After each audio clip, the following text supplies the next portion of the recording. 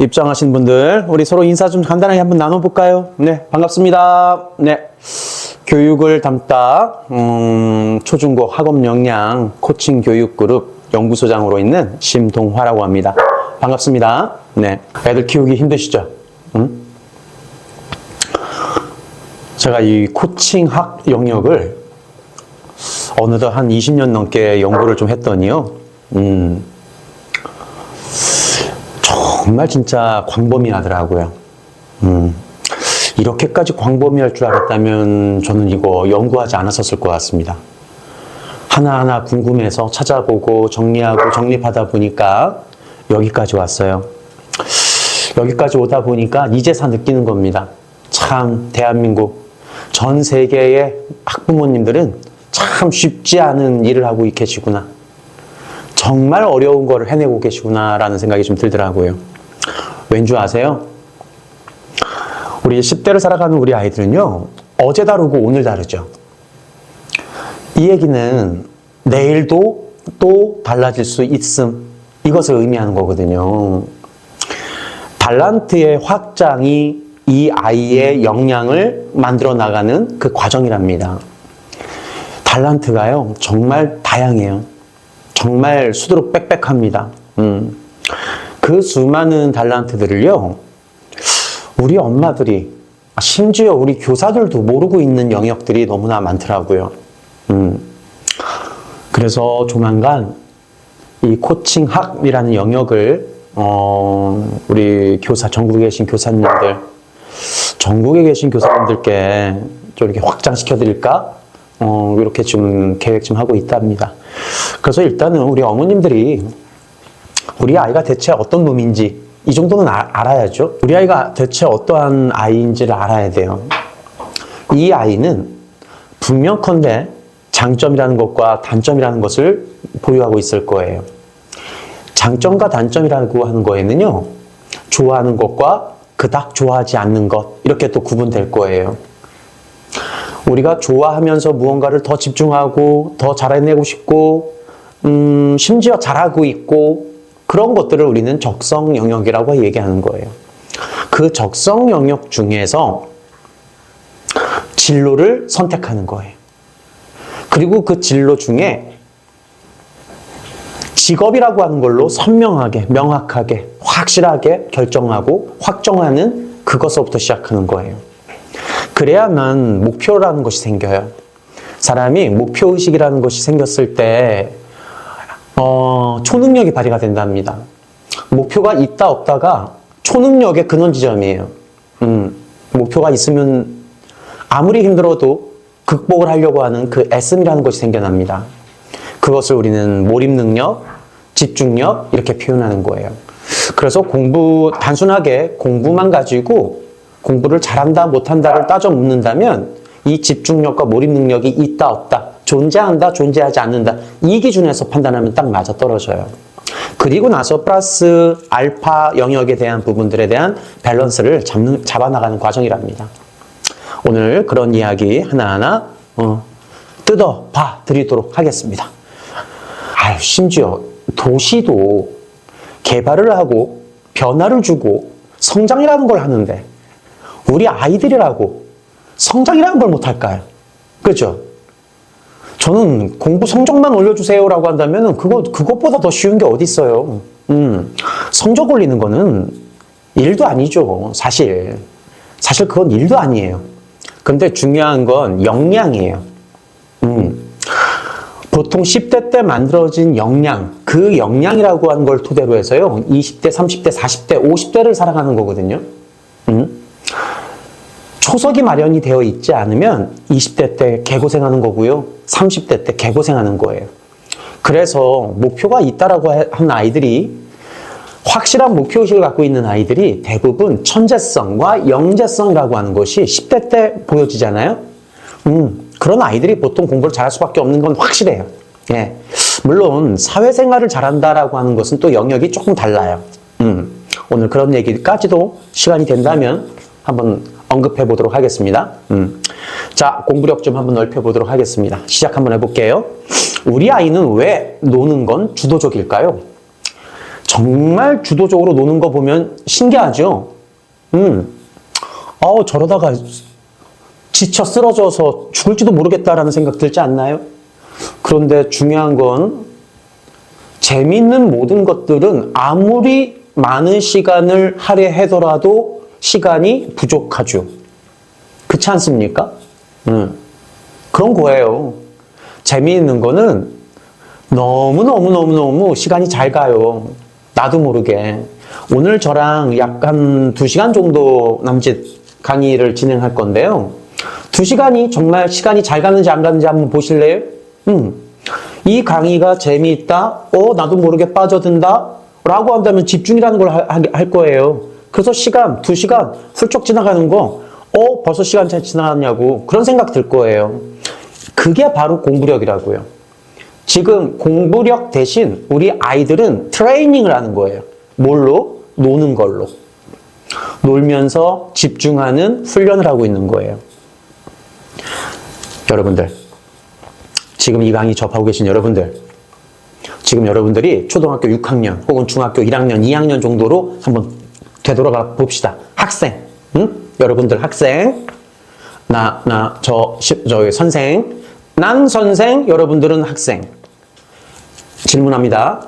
애들아, 놀고 나서 공부할래? 아니면 공부하고 나서 놀래? 놀고 나서 공부할까? 공부하고 나서 놀까? 자, 결정해 준 다음에 댓글 좀 써주세요. 시작. 공부하고 놀래요. 놀고 공부할래요. 놀고 공부하겠습니다. 놀고 공부하겠습니다. 공부하고 놀고 싶어요. 놀고 공부하고 싶어요. 여러분들도 지금 결정하셨죠? 어차피 공부를 한다니까요. 지금 제가 질문을 정말 멋진 질문을 한 거예요. 노는 거를 제가 지적하지 않았잖아요. 선택을 요구했잖아요. 우선순위에 대한 결정을 제가 요구했잖아요. 맞죠? 그러면 두 번째 질문은 뭐가 되겠습니까? 언제까지 놀래? 언제까지 놀고 언제서부터 공부할 거야? 혹은 언제까지 공부하고 언제부터 놀 거야? 이런 걸 물어보지 않을까요? 그 다음 질문은 또 뭐가 될까요? 뭐하고 놀 거야? 어떻게 공부할 거야? 무엇부터 시작할 거야? 이런 질문들 하지 않겠습니까? 이런 질문을 받으면 무슨 현상이 벌어질까요? 생각이라는 걸 깊게 하죠. 막연하게 큰 결정은 했지만 어떻게 해야 될지를 구체적인 계획이 있었어요? 없었어요? 없었을걸요? 근데 저는 질문 2가지, 3가지 정도만 가지고서도 이 아이들의 루틴이라고 한 거를 만들 수가 있었던 거예요. 물론 시행착오는 존재하겠죠. 왜? 신나게 논 것만큼, 주도적으로 논 것만큼 주도적으로 공부해 본 적이 없으니까 시행착오는 존재하겠죠. 여러분들, 시행착오는 사라지지 않아요. 무조건 존재하게 돼 있어요. 대신 시행착오를 얼마나 최소화시키느냐, 이 싸움인 거예요. 작게 하더라도 시행착오는 겪게 되어 있는 건 확실한 것 같아요. 그렇다면은 시행착오가 반복되지 않게끔 해주는 것이 우리 어른들의 역할 아닐까요? 저는 이 부분이 핵심이라고 봅니다. 그래서 우리 엄마들이, 우리 어른들이 너무 주도적으로 계획 짜고 이거 해라, 저거 해라, 요거 해라 라고 지정하고 그런 거 너무 안 좋은 것 같아요. 엄마만 바쁘고 있어요. 엄마만 바쁘고 엄마만 성격 이상해지고 있잖아요. 왜 엄마들이 성격이 이상한 줄 알아요? 이건 너무나 당연한 건데. 엄마도 목표가 있는 거야. 목표가 있다는 건 멋있는 거예요. 그런데 그 목표를 달성하면서 만족감을 느끼잖아요. 달성하고 만족을 하면요, 사람이 신기하게도 여유감이 생겨요. 진짜 그래요. 그런데 달성도 안 되고 만족도 안 생기니까 짜증이 나는 거예요. 그래서 성격만 이상해지는 거지. 그런데 중요한 포인트는 뭐였습니까? 엄마가 주도적이었다는 거예요. 우리 어른들이 너무 주도적이었다는 게 문제였던 거였죠. 아이들이 주도적이어야죠. 아까 놀고 나서 공부할까, 공부하고 나서 놀까? 이 질문 하나로 아이들은 선택할 수 있었다니까요. 중요한 것이 무엇인지, 그리고 그 다음에 내가 두 번째로 중요한 게 무엇인지를 첫 번째와 두 번째를 결정할 수 있었잖아요. 그리고 나서 너 그리고 나서 어떻게 할 건데? 라고 하는 질문을 토대로 해서 아이들은 또 한 번 생각이라는 걸, 사고라는 걸 하는 거예요. 생각의 정리가 곧 계획이에요. 우리 아이들 계획자라고 하면 계획 쉽게 안 나오잖아요. 진짜 계획 잘 안 나오지 않아요? 여러분들 계획을 짠다는 건 너무나 어려운 일이에요. 질문 하나 드려볼까요? 하루에 해야 될 것 중에 되게 중요한 거 6가지, 7가지만 한번 얘기해 드릴까요? 잠자는 거 중요하죠? 잠자는 거. 학교 가는 거 중요하죠? 학원도 가는 것도 중요하죠? 과제물하는 거 중요하죠? 예습하는 거 중요하지 않습니까? 그리고 복습하는 거 중요하지 않습니까? 그리고 책 읽는 거 중요하지 않습니까? 저 지금 7개 얘기했죠. 저 7가지 중에 가장 중요한 거 1등과 2등이 뭔지를 한번 결정해 보실래요? 한 번만 더 참여 한번 해봅시다. 댓글로. 잠자는 거, 학교 가는 거, 학원 가는 거, 과제물 하는 거, 예습하는 거, 복습하는 거, 그리고 책 읽는 거. 7가지입니다. 우리 아이들이 하루에 해야 될 일거리는 이 7가지밖에 없어요. 아, 하나가 더 있다. 노는 거. 일단 노는 거는 일단 배제하고. 자, 7가지 중에 2가지만 우선순위 결정해 보세요. 자는 거, 오케이. 또 잠자기, 학교 가기, 오케이. 좋아요. 그러면 잠잔다라고 하는 것은 몇 시에 자는 게 맞는 거예요? 이 잠잔다는 거 되게 중요한데 취침 시간이 왔다 갔다 하는 애들 있지 않아요? 어떤 날은 11시, 어떤 날은 12시, 어떤 날은 새벽 2시, 3시 왔다 갔다 하는 거. 이거 되게 안 좋은 현상이에요. 안 좋은 것뿐만 아니라 이거는 정말 못된 습관이에요. 이거는 무슨 현상하고 비슷하냐면 우리 어른들이 늦은 시간까지 새벽까지 술 먹는 거랑 똑같은 현상이에요. 예. 그러면 그 다음날 아침에 컨디션이 올라와요, 안 올라와요? 컨디션이 안 올라온다는 건 텐션이 안 올라온다는 걸 의미하는 거 맞죠? 텐션이 안 올라오면 무슨 현상 벌어져요? 시무룩해져요. 아무것도 하고 싶어 하지 않게끔 만들어져요, 몸 상태가. 그러면 대부분 오전 시간은 멍하다가 하루가 다 가는 거예요. 그러다가 회복 탄력성이 조금 좋은 사람들은 점심시간쯤 해장하고 밥 먹고 나서 조금 약간 좀 또 한번 민기적 거리다가 오후 한 두어 시 정도 되면은 그때서야 정신 차리는 거예요. 문제 생겼잖아요. 그죠? 그래서 잠자는 것만큼은 기필코 취침 루틴이라는 것이 꼭 규칙적이어야 돼요. 딱 잠자는 시간 정확하게 이행해야 돼요. 초등학교 몇 학년이라면 몇 시? 이 기준 아이랑 딱 기준 잡으세요. 협의하세요. 네. 그래야만 하루 24시간을 어떻게 시간을 써야 되는지 조금은 압박을 받아요. 긴장이라는 걸 한다고요. 아주 중요한 겁니다. 잠자는 거. 그리고 책 보는 거. 아우 중요하죠. 여러분들 초등학교 저학년이라면 초등학교 고학년이라면 중학교 1학년, 2학년이라면 중학교 3학년이라면 고1이라면 하루에 평균 독서 시간은 몇 분 정도가 적정할까요? 또 하나 질문. 초등학교 저학년이라면 초등학교 고학년이라면 중학교 1학년, 2학년이라면 중학교 3학년이라면 고등학교 1학년, 2학년이라면 일주일간 평균 독서량은 몇 권 정도가 적정할까요? 잠자는 것만큼 책 읽는 거 정말 중요한 거 맞습니다. 몇 권, 일주일에 몇 권 정도? 몰아서 읽는 게 또 괜찮은 건가요? 아니면 꾸준하게 지속적으로 읽는 게 중요한가요? 이건 정답이 무조건 있어요. 몰아서 읽는 거 아니에요. 몰아서. 공부도 마찬가지입니다. 하루 몰빵 하듯이 공부하는 거 되게 안 좋아요. 왜 안 좋은 줄 아세요? 한꺼번에 다 날아가요. 공부라고 하는 것은 지식, 정보의 흡수력이잖아요. 흡수되는 과정에서 계속 연결 이렇게 되는 거거든요. 그런데 한 방에 훅 들어오면 한 방에 훅 나가는 거예요. 그래서 순간 암기하는 거 되게 안 좋은 겁니다. 네. 순간 암기력이 좋다라고 하는 것은 공부력이 아니에요. 우리가 소위 말하는 잔기술이죠. 그러면 조금은 남들에 비해서, 누군가들에 비해서는 좀 도움은 될 수 있겠지만 그것이 공부력이라고 정의 내릴 수는 없어요. 뭐 갑자기 비법 하나 얘기해 드릴까요? 공부 비법? 응? 공부는요, 암기해야 하는 영역을 최소화시키면 공부력은 무조건 올라가요. 이 얘기는 거꾸로 암기해야 되는 것이 많잖아요? 그러면 공부를 못하게 돼 있어요. 그래서 초등학교 때서부터 중학교 때까지 암기하듯이 주입하듯이 공부를 하기 시작하면 성적은 그닥 나올 수는 있어요. 그닥. 그런데 고1이 되는 순간 와장창 무너질 겁니다. 왜? 중학교 때 비해서 고등학교 올라가면요, 학습량이 2.5배가 더 많아져요. 2.5배가. 근데 어떻게 그것을 다 외우죠? 못해요. 그래서 중학교 때까지 암기하듯이 공부하는 그런 습관을 갖게 되면 고등학교 들어가서 무조건 좌절감 심각하게 느낍니다. 그래서 그렇게 하는 거 아니에요. 그래서 항상 이해하려고 받아들이는 공부해야 돼요. 절대로. 그리고 몰아서 하면 안 된다는 거, 이건 필수입니다.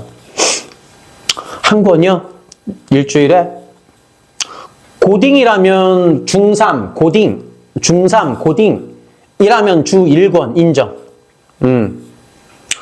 중1, 2라면은 최소한 일주일에 2권. 최소한 2권. 1.5권에서 2권. 초딩이라면 일주일에 3권. 초딩 고학년이라면.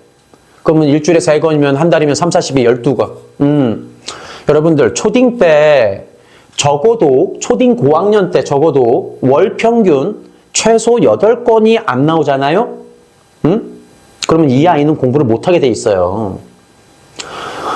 활자 총량의 법칙이라는 것이 있어요. 존재합니다. 여러분들, 책을 이것저것 아무거나 막 읽으면 다 좋은 건가요? 좋아요. 이것저것 막 읽으면 좋아요. 완전 베스트예요. 왠 줄 아세요? 모든 책들은 두 가지로 크게 나눠져요. 문학 도서냐, 비문학 도서냐. 여러분들, 문학과 비문학을 구분하는 게 뭔 줄 아세요? 저자의 의도가 들어가 있으면 무조건 문학이에요. 저자의 의도가 한 개도 없어. 그냥 팩트야. 팩트의 나열이야. 그러면 이것은 비문학이에요. 정치, 경제, 사회, 문화, 예술, 스포츠, 수학, 과학, 역사, 이거 다 비문학이에요. 이해되셨습니까? 그렇다면 이 비문학 장르가 우리가 소위 말하는 어휘력을 좌지우지하는 영역인 건 확실해요. 자, 그런데 이 비문학적 어휘가 확장이 되면 무조건 성적이 좋아져요. 왜? 상식 언어잖아요. 상식적 언어가 폭넓어졌잖아요. 그런데 이 상식적인 언어, 정치, 경제, 사회, 문화, 예술, 스포츠, 수학, 과학, 역사, 모든 영역들이 다 교과 언어인 거예요. 이해되셨습니까? 공부를 못한다, 성적이 안 나온다 라고 하는 것은요, 그 해당 과목이 관심이 없는 거예요. 좋아하지 않는 거예요. 선호하지 않는 거예요. 관심이 없다라고 하는 것은 흡수할 수 있는 힘이 있다 없다 없는 거예요. 싫어하는 것은 이해가 안 되는 거예요. 싫어하는 건 받아들일 수가 없는 거예요. 우리가 소위 말하는 개념화가 안 되는 거예요. 개념화가 안 된다는 것은 정확하게 인지를 할 마음이 없는 거예요. 듣긴 들어도 보긴 봐도 내 걸로 흡수하지 않는 거예요. 그래서 접촉은 하지만 내게 아닌 거예요. 그럴 바에는 그냥 이거는 외워버리는 게 맞는 거예요. 아까 공부 비법 얘기했잖아. 외워야 되는 암기 영역을 최소화하라고. 저는 그래서 과학 영역은 그냥 철저하게 시험 대비용 암기 과목이었었어요. 그래서 개념 과목과 암기 과목으로 저는 구분을 해야 된다고 보는 사람이에요. 그렇다면 개념 과목이라고 하는 거는 흡수가 되거든. 언어, 어휘, 단어, 어휘가 다 내 걸로 받아들이고 있거든. 쏙쏙 알아듣거든. 개념 영역, 개념화가 된다는 건요, 말귀를 빠르게 알아듣는다, 이거를 의미하는 거예요. 개념을 이해한다. 그러니까 설명이 쉽겠어, 안 쉽겠어? 설명이 쉬워지는 거예요. 우리 아이들이 수학을 개념화가 안 되어 있는데 문제는 많이 풀어보고 있어요. 이해하고 있는 걸까요? 아닐걸요? 문제 유형을 익히고 있는 걸걸요? 그것은 거의 암기에 가까운 겁니다.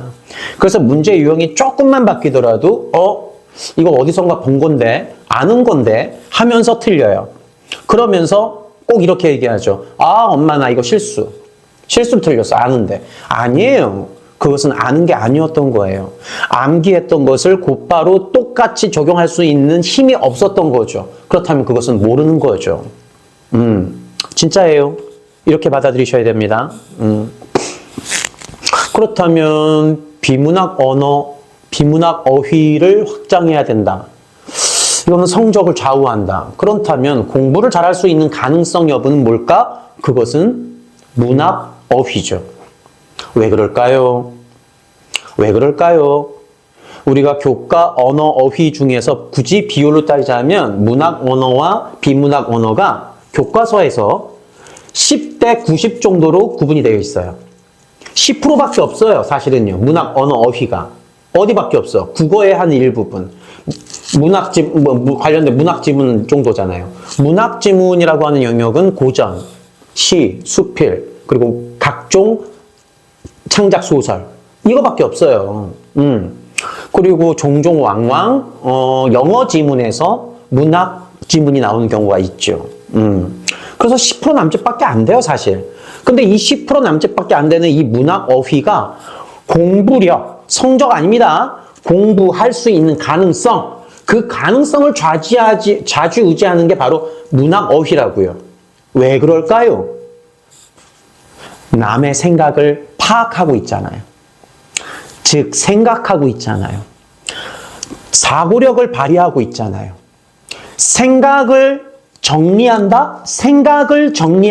그것도 심지어 빠르게. 그것을 우리가 문제 처리 속도라고 얘기하는 거예요. 문제 집착력이 좋다. 그리고 문제 처리 속도가 좋다. 이렇게 정의 내리는 거예요. 그래서 사고력 기반에서부터 공부가 만들어지는 게 확실해요. 그래서 뒤에서도 설명드리겠습니다만은 공부머리가 타고난 아이들이 5%가 있어요. 타고난 애들이. 얘네들은 공부를 못할 수가 없는 애들이에요. 그렇다면 나머지 95%의 아이들은 공부를 못하는 게 너무나 당연한 거예요. 진짜예요. 그렇다면 그 95%의 아이들이 왜 공부를 해야 되는지 그 인식, 자극을 받아야 돼요. 그것을 우리가 동기부여라고 얘기하는 겁니다. 그 동기부여의 대부분을 차지하는 것이 보통 진로 목표라고 기준 잡아요. 내 꿈이 뭐지? 아, 내 꿈은 이거구나. 그래서 이거를 이런 진로라고 얘기하는구나. 이러한 진로 중에 이러한 직업을 나는 결정을 했구나. 그래서 나는 이 정도 수준의 전공을 결정해야겠구나. 이 정도 수준의 대학을 목표로 해야겠구나. 이 기준이 잡히면 그때서부터 어떻게 해야 그 정도 수준에 다다를 수 있을까를 생각할 수밖에 없게끔 되어 있어요. 그런데 우리 아이들이 대부분 여기까지, 이 과정까지 진입을 못하고 있는 게 대부분의 현실인 거죠. 보통 우리 천재성 보여주는 아이들 언제, 몇 학년 때서부터 보여지나요? 아까 그 5%의 아이들이 대부분 천재성 갖고 있는 애들이거든요. 그런데 천재성이 안 보여지는데 신기하게 후천적으로 영재성이 발휘되는 애들이 있어요. 그 아이들이 바로 목표의식이 뚜렷한 아이들이에요. 그래서 보통 초 3, 4, 5, 대부분 3, 4, 5 때 천재성 혹은 영재성이라는 것이 보여져요. 그래서 그 아이들이 보통 조금만 빨리 캐치하면 특목고 대비를 보통 초 5나 초 6 때서부터 하는 거예요. 성적을 가지고 중학교 때 특목고 자사고 가야지 그렇게 결정하는 거 아니에요. 예, 그렇게 했다간 큰일 나요. 하루라도 빨리 진로가 결정이 됐을 때, 목표의식이 확실해졌을 때 그때서부터 으쌰으쌰 전반적인 로드맵 설계하는 거예요. 그런데 우리 엄마들은, 우리 어른들은 우리 아이들의 그 천재성 혹은 그 영재성을 못 봐요. 대부분. 조만간 저한테 좀 한 번씩만 데려오세요. 진짜로요. 얘가 공부머리가 타고났는지 안 타고났는지 제가 단박에 90초 안에 분석해 드릴게요. 그리고 이 아이가 어느 정도 수준의 학업 역량을 내포하고 있는지, 그리고 어느 부분에서 밸런스가 깨졌는지, 어느 부분을 터치하면 극상승하는지, 그거 제가 코칭 좀 해드릴게요. 그리고 어느 부분을 리터치해서 계속 점검 관리를 해야 되는지. 네. 그래서 저랑 한 번을 만나면 진단 분석이 돼요. 그리고 두 번, 세 번, 한 달에 한 번씩, 보통 6개월이나 1년, 12개월이나 24개월, 지금 길게 만나고 있는 애들은 초등학교 4학년인가 5학년 때 만나가지고 지금 고3인 아이들도 있어요. 한 7년, 8년째 하고 있는 애들도 있거든요. 고3 때까지 만나는 이유는 뻔해요. 뭔가를 터치하려고 만나는 게 아니라 멘탈을 잡아주는 거예요, 마지막에는. 멘탈 잡아주는 코칭을 해주고 있거든요. 여튼 그렇습니다. 그래서 우리 아이들이 논다라고 하는 것은요, 나쁘게만 보일 거는 아니다라고 하는 거를 얘기하고 싶었는데 좀 길어졌네요. 이 또한 주도력이죠. 얼마나 주도적으로 스스로 판단하고 있잖아요. 스스로 결정하고 있잖아요. 스스로 이행하고 있잖아요. 여러분들, 주도력이라고 하는 것은 이거예요. 뭔가를 고민하는 힘, 고민했던 것을 결정하는 힘, 결정하는 것을 계획하는 힘, 계획한 것을 이행하는 힘, 그리고 이행한 다음에 증명하는 힘. 이것을 우리가 주도력이라고 얘기하거든요. 이 아이 노는 것만큼은 고민하고 판단하고 결정하고 계획 세우고 이행하고 증명하고 있잖아요. 그러니까 이것도 주도력이라고. 그러니까 이 주도력을 우리가 시간적인 제어를 못해서 문제인 거지, 시간만 제어할 수 있다면 이것은 되게 멋진 트레이닝이라고, 주도력을 향상시키는 훈련이라고 저는 보는 사람인 거예요.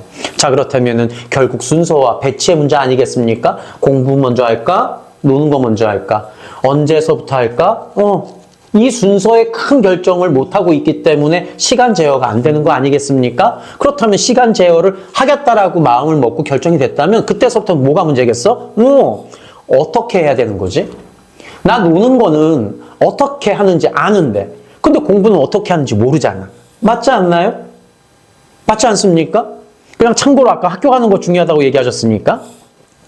학교 가는 거 정말 중요하죠. 공부 비법 또 하나 또 얘기해 드릴까? 서울대 가는 아이들이 공부 비법 몇 가지가 있어요. 공통적인 거. 책 많이 읽는 거 하나가 있고요. 두 번째는 학교 수업에 충실해요. 세 번째가 교과서 중심으로 공부를 해요. 이 세 가지가 이 서울대 가는 아이들의 공부 비법이에요. 이거 비법 아닌 것처럼 느껴지잖아. 근데 비법이에요. 자, 보세요. 첫 번째, 책을 많이 읽다 보니까 문학 어휘와 비문학 어휘의 확장, 어휘력이 확장이 됐어요, 안 됐어요? 됐죠? 그러다 보니까 이 아이가 두 번째 비법, 교과서를 리딩할 수 있는 힘이 생기는 거예요. 여러분들의 우리 자녀들 교과서 읽는 거 모습, 그 꼬라지를 본 적이 있습니까, 없습니까? 거의 없을걸요? 지금 교과서는 지금 학교 캐비넷에 있을걸요? 저를 만나잖아요? 제가 무조건 미션 주는 게 하나가 그거예요. 교과서는 꼭 2권 사라. 하나는 학교용, 하나는 내 진짜 공부용. 교과서는 2권씩 사는 거예요. 꼭 미션 이행하십시오. 여러분들, 교과서를 왜 읽을 줄 알아야 되는 줄 아세요? 교과서를 못 읽다 보니까 아이들이 대부분 어디로 훅 가죠? 자습서로 가는 거예요. 교과서를 리딩한 후에 자습서를 리딩한다? 되게 좋아요. 너무 좋은 공부법이에요. 왠 줄 아십니까? 교과서는 나열이 되어 있는 게 아니잖아요. 나열만 돼 있잖아요. 줄줄줄줄줄 나열이 되어 있는 거야. 무엇이 더 중요하고 무엇이 더 중요한지 자세하게 알려주지를 않아. 목차에서 힌트를 주는 것뿐이에요. 그렇다면 교과서를 리딩할 때 무엇에 집중해야 됩니까? 여러분들? 교과서 리딩할 때 무엇에 집중하면서 교과서 리딩해야 되죠? 이거 되게 중요한 건데. 이거 전교 1등 해보신 분들이라면 다 아는데. 응? 전교 1등 해본 적이 없죠? 그러니까 교과서 리딩이 그렇게 중요한지를 모르는 거예요. 여러분들, 교과서를 리딩할 때 모든 전 교과목은요, 리딩을 하면서 내가 설명이 안 되는 모든 단어, 어휘들부터 정리하는 거예요. 영어만 단어장 정리하는 게 아니랍니다. 수학도 단어 정리해야 되고요. 국어도 단어 정리해야 되고요. 과학도 단어, 사회, 과학, 역사 다 단어 정리해요. 이 단어 정리가 모든 문장의 문제 집착력이라고 하는 것을 끌어주는, 당겨주는 힘이에요. 여러분들 초중고 합의 12년 동안 산수와 수학을 공부하셨던 여러분들입니다. 맞죠? 산수와 수학을 공부하셨습니다. 중학교 3학년, 2, 3학년 때서부터 슬슬 나오는 아주 빈번하게 나오는 수학 단어 어휘 하나만 제가 예시 한번 들어볼까요? 인수분해라는 아이를 설명 좀 해주세요. 그냥 스스로 설명하세요. 댓글 쓰려고 하지 마시고. 말로도 안 나오는데 어떻게 글이 나오겠어? 안 나올 거예요. 쉽게. 맞지 않습니까? 인수분해를 모르면 함수라는 아이랑 그 연관성을 설명할 수가 있어요, 없어요? 없어요. 인수분해와 함수의 관계는 사실은 되게 밀접하거든요. 그렇다면 함수를 또 설명을 한번 해보라고 또 질문 드려볼까요? 함수라는 아이, 정의, 성격 좀 한번 이 아이 어떤 아이인지 표현 좀 한번 해봐 주세요. 추가 질문 드립니다. 1차 함수와 2차 함수, 지수함수와 무리함수, 유리함수와 무리함수, 지수함수와 로그함수 구분해서 설명 좀 해주세요. 죽겠죠. 지금 여러분들이 지금 죽을 것 같은 이 심정이 우리 아이들은 무의식적으로 하루하루를 맞이하고 있는 그 상태라니까요. 인수분해를 모르고 함수를 설명할 수 없는 아이가 인수분해 문제를 풀고 있고요. 함수 문제를 풀고 있어요. 즉, 개념이 익혀져 있지 않은 상태에서 문제를 되게 심지어 열심히 풀고 있어요. 학습 효율이 올라가고 있습니까? 학습 효율이라고 하는 것은요, 같은 시간 대비 만족도가 높은 것을 학습 효율성이라고 얘기를 해요. 그렇다면 그것은 짧은 시간 동안 이해했다, 적용했다, 응용할 수 있다. 이걸 의미하는 거 아니겠습니까? 근데 그 힘이 지금 부족하잖아요. 여러분들, 그냥 공부 무작정 열심히 해라, 최선 다해라, 공부 안 해, 이런 얘기 아무런 도움 안 돼요. 진짜 아무런 도움이 안 됩니다. 자, 한번 넘어가겠습니다. 자, 보세요. 낚시라는 아이, 술자리라는 아이, 교육자료 만들기라는 아이가 나왔네요. 저는 저 세 가지 키워드를 정말 이제 좋아하는 아이예요. 낚시 좋아해요. 술자리, 좋아해요. 그런데 교육자료 PPT 만드는 거 저 정말 좋아해요. 그런데 말입니다. 세 가지를 다 좋아하는 아이지만 낚시를 한 달에 저는 한 번, 두 번, 많아야 한 번, 두 번 가요. 보통 두세 달에 한 번씩밖에 안 가요. 시간을 제어할 수 있어요, 없어요? 제어하고 있네. 근데 제가 만약에 주 5일 동안 낚시를 한다고 생각해 보세요. 주 5일 동안 술을 먹고 있다고 생각해 보세요. 뱃사공이 되는 거고 한량이 되는 거죠. 그죠? 그런데 저는 그렇게 살고 있는 놈이 아니에요. 한 달에 한두 번 술자리는 하죠. 그런데 다음날 제가 뭐 강의가 있잖아요. 그럼 그 전날 절대로 술 안 먹어요. 시간을 제어할 수 있는 힘이 있어요, 없어요? 있어요. 저한테 술자리와 저한테 낚시라고 하는 것은 노는 시간이에요. 노는 시간이야. 나는 그래서 그거를 심지어 제어하고 있어. 노는 시간이냐, 노는 시간을 제외한 나머지 시간은 어떻게 시간 관리할까가 이게 구분이었다고요. 이게 능력이었다고요. 이게 핵심이었다고요. 그런데 저는 교육자료 만드는 거 되게 재밌어 했잖아. 그런데 왜 재밌어 할까? 강의할 때 저는 가장 큰 보람과 희열을 느껴요. 쾌감을 느껴요. 정말로요. 저는 강의할 때가 가장 재밌어요. 그런데 온라인 강의할 때는 제가 그렇게까지 만족도가 높지가 않아요. 제 스스로가. 현장 강의할 때 저는 정말 진심으로 얼마나 제가 즐거워하는지 몰라요. 제 스스로. 또 심지어 현장 강의하면은 온라인이니까 제가 아무도 느껴지지 않으니까 제가 조금 이렇게 그냥 정량적으로 강의하지, 현장 강의를 하면은 저보다 더 강의 재밌게 한 사람 없어요. 결국엔 우선순위를 결정할 수 있는 힘을 저는 갖고 있었던 거예요. 우리 아이들 그 우선순위를 결정하는 거, 그 힘이 지금 부족한 거잖아요. 자, 그렇다면 어떻게 해야 되나? 그런데 우리 아이들은 주도적으로 왜 또 공부를 안 할까? 어떻게 해야 되는지를 모르기 때문에, 그 필요성도 인식하고 있지 않기 때문에 오는 현상 아니었을까? 안 한다가 있고 못 한다가 있어요. 아까 얘기하잖아요. 공부머리 타고난 애들이 5%밖에 안 된다고. 그럼 나머지 95%는 공부를 안 하는 게 아니라 못 하는 거예요. 대부분. 진짜예요. 그런데 이 못하는 아이들 95%가 어떠한 필요성, 어떠한 목적성, 어떠한 목표 의식이 생기면 하게끔 되어 있어요. 하게끔 되어 있는 아이들, 그것을 인식하고 있는데 굳이 그것을 중요하게 생각을 못하거나 우선순위에서 뒤로 빼놓고 있거나 그것을 안 한다라고 표현하는 거예요. 자, 질문 드립니다. 우리 아이들이 공부를 왜 해야 되는지 목표의식 혹은 필요성을 인식하고 있나요? 인식하고 있는 상태에서 공부를 조금은 스무드하다, 조금은 느슨하다라고 한다면 그건 공부를 안 하고 있는 게 맞는 거예요. 그런데 그것이 아니라면 어떠한 목표의식이 없어, 어떠한 필요성을 못 느껴? 그렇다면 그것은 공부를 못하고 있는 게 맞는 거죠. 이해되셨습니다? 그렇다면 공부를 안 하거나 공부를 못하는 이유는 원인이라는 것이 분명히 존재하게 돼 있어요. 원인.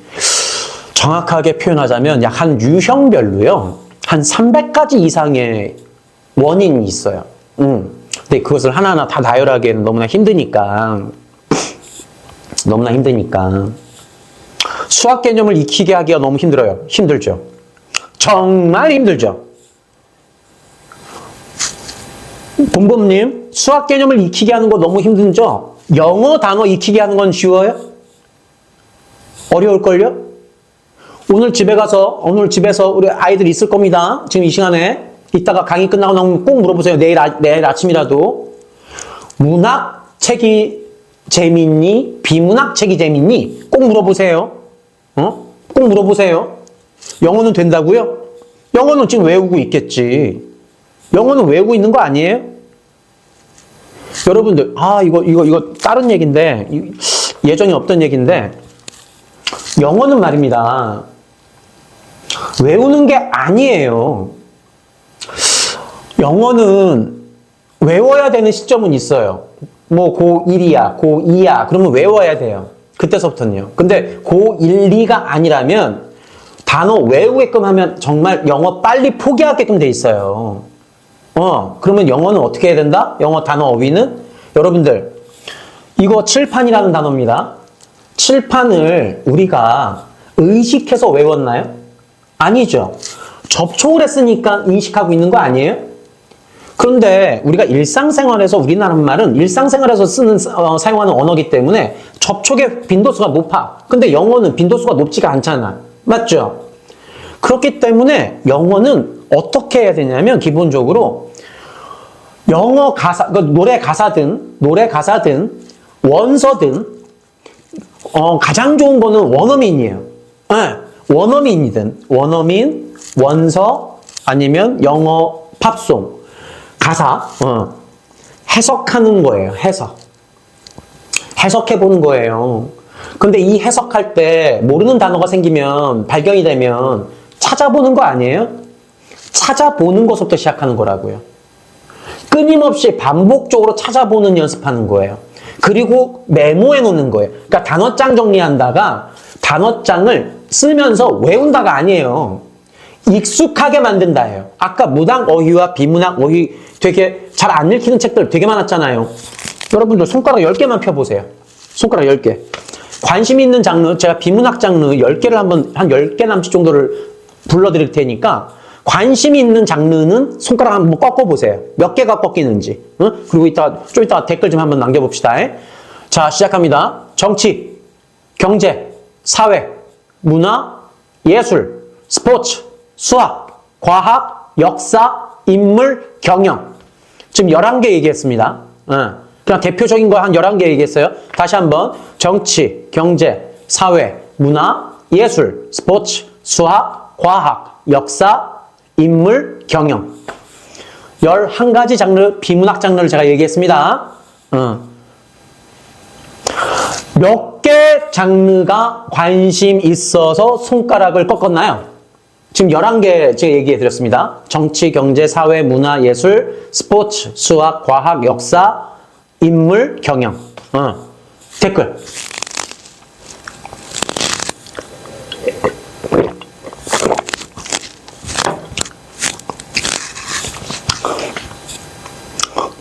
지금 쪽팔려서 못 올리는 거죠. 5개. 4개. 8개, 5개, 2개, 3개, 5개, 6개. 제가 정답 얘기합니다. 우리 아이들한테 이 질문을 한번 해보세요. 정치, 경제, 사회, 문화, 예술, 스포츠, 수학, 과학, 역사, 인물, 경영. 이 11개 장르에서요. 최소한 8개 이상이 꺾이잖아요. 관심이 있다라고 하잖아요. 그러면 이 아이는 공부를 못할 수가 없어요. 그러면 6개 이상이잖아요. 말귀를 쏙쏙쏙쏙 그래도 어느 정도 알아듣고 있는 능력이 되는 거예요. 6개 미만이잖아요. 알 듯 말 듯 한 상태예요. 3개 미만이잖아요. 그냥 모르는 거예요. 아는 것과 모르는 것이 너무나 확연하게 구분이 되는 그 상태가 되는 거예요. 그 상태라니까.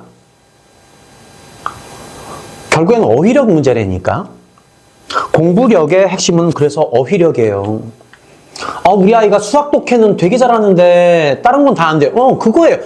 정치, 경제, 사회, 문화, 예술, 스포츠, 수학, 과학, 역사, 수학만 좋아하는 거예요. 수학 어휘만 들어온 거야. 수학만 하고 있는 거야. 그래서 나머지는 관심이 없는 거야. 그러니까 받아들이지 않는 거야. 그러니까 나머지 과목들은 쳐다보지도 않는 거야. 듣고 흘리는 거야. 이렇게 되는 겁니다. 그래서 이거는 어떻게 해야 다방면으로 장르가 넓어지냐면 아까 얘기한 것처럼 목표의식이라는 것이 분명히 존재하잖아요. 그러면 이건 자연스럽게 넓어져요. 왜 그런지 제가 한번 예를 들어 볼게요. 예를 들어보면 축구 선수라고 칩시다.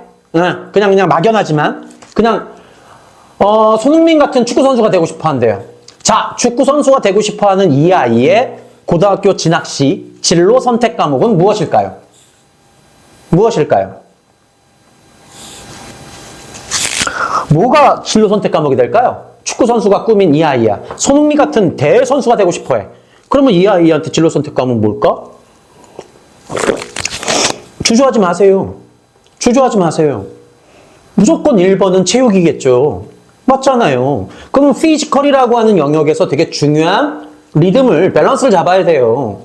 피지컬도 좋아야 되고, 체력 훈련도 해야 되고, 기술적인 훈련도 해야 돼. 그런데, 손흥민 같은 선수가 되기 때문에, 손흥민 선수가 게임 후에 인터뷰하는 거 혹시 보신 적이 있나요? 지금 손흥민 선수가요, 영어 인터뷰뿐만 아니라 독일어 인터뷰, 스페인어 인터뷰까지 할 줄 아는, 언어 능력자예요. 언어 능력자라니까요. 일전에 우리 박지성이라는 선수 잘 아시잖아요. 박지성 선수가 그런 얘기 했습니다.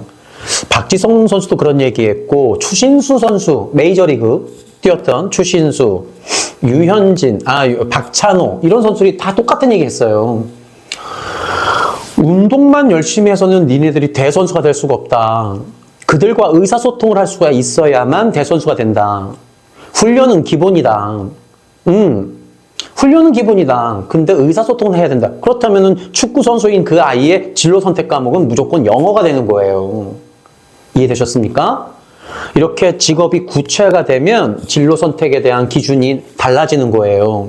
여러분들, 의사가 되고 싶어 한대요. 이것은 진로입니까? 직업입니까? 대부분 지금 직업이요 라고 얘기하고 있을 거예요. 아닙니다. 의사라고 하는 것은 의사, 광의의 범위잖아요. 그래서 이건 진로예요. 진로. 정신의학, 신경외과, 내과, 외과, 한의학 이렇게 구체적인 전공의가 결정이 되어야 직업이 되는 거예요. 자, 그렇다면 여러분들 정신의학을 전공하겠습니다 라고 하는 아이가 있고요. 신경외과를 공부하고 싶어하는 아이가 있어요. 그러면 이 두 아이는 둘 다 진로는 의사입니다. 근데 직업이 달라졌네. 정신의학을 공부하고자 하는 아이와 신경외과를 공부하고자 하는 아이의 진로 선택 과목은 같을까요? 다를까요? 다르죠. 정신의학 쪽인 아이는 아마도 수학, 과학은 기본, 여기에 국어라는 과목이 정말 중요한 진로 선택 과목이 되지 않을까요? 그런데 여기 신경외과에 있는 아이는요. 얘는 수학, 과학은 기본, 얘는 신경외과, 대부분 의학 계열 중에서도 특히나 뭐가 많죠? 언어 계열이? 영어가 많잖아. 그럼 얘는 국어보다는 영어 계열이 진로 선택 과목으로 더 중요한 과목이 되는 거죠. 그래서 지금 2025년도서부터 고교 학점제가 시행되잖아요. 곧바로. 진로와 직업이 확정되지 않은 상태에서 고2를 맞이한다는 것은 상당히 불편하고 상당히 불행스러운 일을 맞이하는 거예요.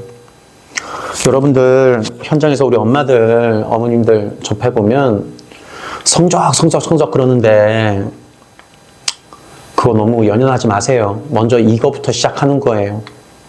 목표가 명확하지 않으면 그 필요성 인식하지 못한다면 절대로 시작이 제대로 이루어지지가 않아요.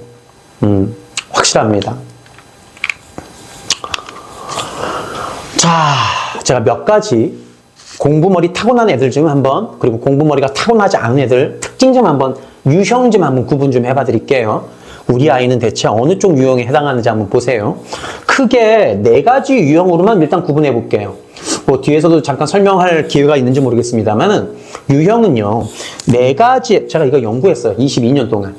해봤더니 4가지 유형에서 시작은 하지만 36가지 세부 유형으로 확장이 되고요. 깊이 있게 디테일하게 나누면 약 4,200만 가지의 유형으로 구분이 돼요. 4,200만 개까지 우리가 다 파악할 필요는 없겠지만 기본적으로 우리 아이가 어떤 쪽에 좀 더 가까운지 한번 판단해 보세요. 기본적으로 명칭은 노벨형, 잡스형, 현대형, 뮤비형으로 이제 크게 구분해 놨습니다. 이 4가지 유형에서 노벨형 아이들은요, 기본적으로 이성이라는 것이 존재해요. 이성이 우선이야. 그럼 이성이라고 하는 것은 무조건 뭘 갖고 다니냐면 논리를 꼭 갖고 다녀요. 이 논리라고 하는 것은요, 정확성을 꼭 달고 다녀요. 정확하기 위해서 계획성이 있겠어, 없겠어? 있어요. 맞죠? 정확해지려고 계획적인 거야? 계획적이려고 정확해지는 거야? 이것을 구현하기 위해서 무엇이 가장 중요해? R. R이 중요해. R이 뭘까? 리딩이에요. 그래서 얘네들한테, 이 노벨형이라는 아이한테만 보여지는 현상이 독서력이 어마무시해요. 바로 얘네들이 공부머리 타고난 애들이에요. 자, 이성적이야, 논리적이야, 정확해, 계획적이야. 그러면 이 아이는 빠른 아이일까, 느린 아이일까? 신중한 아이죠. 그래서 결코 빠르지 않은 아이죠. 이 아이는 쓸데없는 얘기를 할까, 안 할까? 쓸데없는 얘기를 안 한다. 그래서 조금은 냉소적이고 조금은 냉정해 보일 수도 있다. 바로 요 아이들이에요. 요 아이들이 유일하게 공부머리 타고난 5%의 아이들이야. 그럼 나머지 유형은 다 공부머리가 타고나지가 않았어요. 잡스형이라는 아이들은요. 그래서 얘네들, 노벨형 아이들이 사고력이 발달됐겠어, 안 됐겠어? 신중, 정확, 계획. 그래서 사고력이 정말 어마무시하게 발달되어 있는 거예요. 그래서 빠름하진 않지만, 즉각적이고 즉흥적이지 않지만, 신중하게 무언가를 해결할 수 있는 힘을 갖고 있는 아이들, 얘네들밖에 없어요. 이거는 우리 어른들 사이에서도 똑같은 유형 구분하는 겁니다. 그래서 이 노벨형 아이들만 책 읽을 때 심지어 휴식이라고 느껴요. 휴식. 힐링한다. 스트레스 푼다. 쉰다. 이런 느낌으로 책을 읽어요. 그럼 나머지 95%의 사람들은 우리는 책을 읽으면서 쉰다라는 생각을 해본 적 있어요, 없어요? 거의 없어요. 거의 없어요. 우리는 책을 읽을 때 필요하니까 읽는 거예요. 흥미로울 것 같으니까 읽는 거예요. 누군가 재밌다고 얘기 들어서 그 정도의 자극을 받았으니까 책을 읽는 거예요. 여러분들, 한강 작가님이 이번에 노벨상 오늘 12시에 저기 합니다. 수상합니다.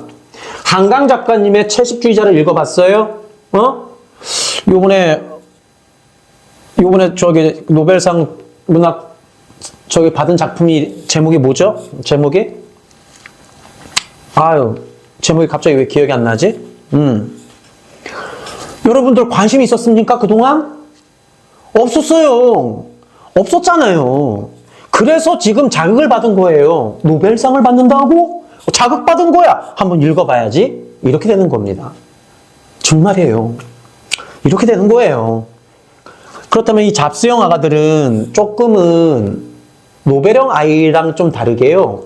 그럼 나머지 애들은 다 감성적이라는 영역을 갖고 있어요. 감성. 잡스형 아들은 체험적 감성을 갖고 있어요. 체험. 꼭 해봐야 알아. 한 것만큼은 자신감이 있어. 우리가 소위 말하는 얘네들이 센 캐릭터 애들이에요. 아주 직설적이고 아주 즉흥적이고 아주 빠름하고 아주 순발력 좋고 아주 리더십 좋고 아주 창의력이 좋을 거예요. 즉 똘끼 충만할 거예요. 여러분들, 이 똘끼라고 하는 것은 창의력 영역입니다. 이 아이는 땡기면 합니다. 참고로 얘 노베랑 아이는 땡겨도 안 합니다. 땡겨도 확인하고 인지하고 이해가 됐을 때 합니다. 즉 노베랑 아이는 생각하고 이행합니다. 얘네들은 땡기면 합니다. 하고 나서 하고 생각합니다. 사고력 베이스에서 먼저 시작해서 창의력 영역으로 확장이 되는 아이고요. 얘는 창의력이 먼저 즉흥적으로 직설적으로 빠름빠름하게 먼저 표현됐지만 사고력이 뒤늦게 발휘가 되는 아이들입니다. 여러분들, 무엇이 정답입니까? 꼭 얘처럼 공부해야 되나요? 저는 아니라고 봐요. 세상 모든 아이들마다 그래서 공부하는 유형별 공부법, 공부 환경, 공부 루틴 이런 것이 다 제각각인 이유가 그래서 존재하는 거예요. 그런데 많은 사람들이 유형별 학습이 어쩌고저쩌고 얘기하지만 그거에 대해서 명확하게 기준 제시하는 사람이 없어요. 심동아라는 사람 빼고 저 빼고 진짜 없어요. 그래서 제 앞에서 뭐 유형별 학습법이 어쩌고저쩌고 막 이런 얘기하는 사람들 제가 진짜 모른 척하고 질문 몇 가지 질문하면 그분들 대부분 깨갱깽깽거려요. 아주 어줍지 않은 어디선가 주워들은 얘기를 가지고 그거를 유형별 학습법이 돼요. 아니야. 얘는 리딩이라고. 얘는 리딩에서부터 시작한다고. 그러면 얘는 체험 중심적인 아이다 보니까 행위, 액티비티 해봐야 하는 아이라고. 몸을 먼저 써야만 학습적 인지가 된다고. 얘네들이 그래서 꼭 해보지 않으면 무조건 한 귀로 듣고 한 귀로 흘리는 애들이에요. 어머님들이 학교 교사들도 마찬가지, 엄마들도 마찬가지, 이 센 캐릭터인 잡스형 아이들이 항상 우리 엄마들, 우리 어른들이 가장 힘들어하는 유형의 한 패턴이에요. 현대형 아이를 한번 볼까요? 그래서 이렇게 두 가지 모습이 다 보여지고 있어요, 우리 아이는요. 라고 하는 이 왼쪽 밸런스로, 유형, 탤런트가 확장된 애들이 있어요. 이 두 모습이 다 보여진다. 그러면 이것이 우리가 소위 말하는 자기 주도력 영역이에요. 그래서 이 두 영역이 탤런트가 딱 보여지면 이 아이는 제가 대놓고 항상 얘기해요. 얘는 공부를 못할 수가 없을 겁니다. 단지 일시적으로 안 하고 있거나 우선순위에서 뒤로 조금 밀려 있거나 이런 우선순위의 문제일 가능성이 높다. 그래서 가장 빠르게 점프업 될 수 있는 가능성이 높은 아이들이다 라고 제가 정의를 내리는 아이 유형이에요. 그런데 현대형 아이들을 볼게요. 저 현대형 아이들은요, 표현력이 참 좋아요. 감성한데 그 아이들의 감성은 꼭 관계력이 우선인 감성이에요. 관계력이라고 하는 것은 사회성을 의미하고요. 사회성이 좋다라고 하는 사람들이 항상 사람이 주변에 많고요. 그리고 언어 중심적인 사람들이에요. 그래서 얘네들이 현대형 영역의 애들이 말이 좀 많아요. 말이 좀 많아요. 이 유형을 우리가 소위 영혼이 자유로운 그 아이들이라고 우리가 보통 일컫는 그 아이들이에요. 얘네들 학교 가는 거 좋아할까요? 싫어할까요? 무조건 좋아해요. 왜? 관계적 감성을 맺으러 가고 있잖아요. 그래서 학교라는 공간은 이 친구들한테 되게 좋은 놀이 공간이에요. 그러니까 요번에 몇 년 동안 코로나 때문에 한 3년 반 동안 그 엄청난 기간을 이 현대형 아이들이 가장 피해자 중에 피해자들인 거죠. 얘네들은 사회성, 관계성 영역, 언어 능력이 발달되어 있는 애들인데 지금 말을 못하게 마스크를 쓰고 다니고 있잖아요. 사람들 만나지 못하게 접촉 금지하고 있었잖아요. 그러니까 이 아이들은 지금 우리끼리 표현하는 겁니다. 이 해맑은 애들이 아무것도 안 하고 있는 아이들로 변질이 되어 있었을 가능성이 무조건 높아요. 엄청난 현상이죠. 얘네들은 언어 능력 발달이 때문에 S가 뭐게요? Speaking입니다. Speaking. 그래서 말입니다. 예를 들면 영어라는 과목에서 영어를 정말 잘하려면 노벨형 아이잖아요. 이 아이는 리딩 중심으로 원서 중심으로 공부한 게 맞고요. 얘는요 우리가 소위 말하는 혹시 우리 어머님들 아시는지 모르겠습니다만은 프로젝트 PBL 수업이라고 있어요. PBL 프로젝트 베이스 러닝 프로젝트 수업이라고 해서 각종 프로젝트를 팀 만들어서 혼자 하는 것보다는 사실은 한 두세 명 정도 팀 만들어서 하는 수업이 있거든요. 팀 프로젝트 수업하면은 얘가 주도하면서 이끌고 나가요. 액티비티 하는 거야. 그러면 이 현대형 아이들은 혼자서 공부할 수 있는 힘이 있을까 없을까? 사실은 부족해요. 그래서 아까 그 프로젝트 수업에 참여시키잖아요. 정말 재미있는 언어적 표현으로 극강으로 올라가요. 그리고 또 하나, 이 현대형 아이들만큼은 필히 가능하면 원어민 선생님을 붙여주면 얘네들은 신기해하면서 재미있어 할 가능성이 무조건 높아요. 왜? 사람 관계를 맺고 있잖아요. 그러니까 못 알아듣는 것들은 그때 가서야 찾아보는 그런 현상들이 벌어진다. 그래서 이 위쪽으로 잡스형과 현대형 영역이 보인다, 느껴진다 라고 한다면 이 아이들은 창의력 영역이 발달되어 있는 아이들이에요. 그러면 이 창의력이 발달되어 있는 애들은 기본적으로 공부가 최우선 과제가 아닐 가능성이 높아요. 그래서 이 위쪽으로 밸런스가 잡힌 아이들은 기본적으로 목표의식이, 아까 대표적인 목표를 잡는 기준이 뭐라 그랬어요?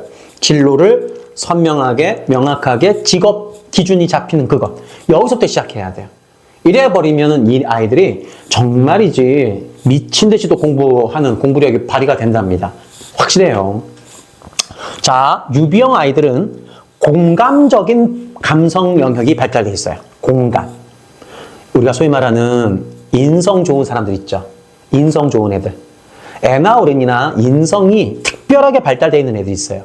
인성이 발달되어 있다는 건 정말 미친 듯이 멋진 재능이에요. 진짜 그래요. 참고로 이 잡스형 영역의 달란트를 갖고 있는 아이들은 이 인성 영역이 발달이 안 돼 있어요. 확실해요. 그래서 인성이라고 하는 것은 이런 겁니다. 봉사, 희생, 배려, 인내. 딱 들어도 착하죠. 봉사, 희생, 배려, 인내. 얼마나 착해요. 그래서 이 유비형 아이들은 착한 애들이에요. 근데 이 착한 애들이 감성적이야. 감성적이고 감정적이야. 그래서 우리가 소위 말하는 예민하다? 약간의 어떤 그런 분위기 탄다? 이런 느낌을 갖고 있어요. 그러면 이 착한 애들 특징이 또 하나 있지 않나요? 말이 많은가요? 잘 들어주나요? 잘 들어주는 경청 능력이 발달되어 있어요.